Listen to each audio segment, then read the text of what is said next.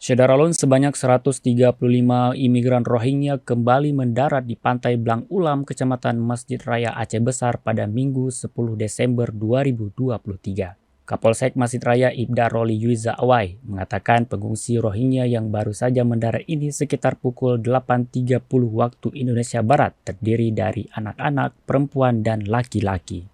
Saat ini polisi dan TNI sudah melakukan pengamanan di sekitar lokasi pendaratan. Selain di Aceh Besar, warga Rohingya itu pada hari ini juga mendarat di Kabupaten Pidi. Di Kabupaten Pidi, pengungsi Rohingya itu berlabuh sekitar pukul 3.30 dini hari. Dengan mendaratnya Rohingya di Aceh Besar, hingga kini sudah ada 9 gelombang kedatangan pengungsi Rohingya ke Aceh sejak 14 November lalu.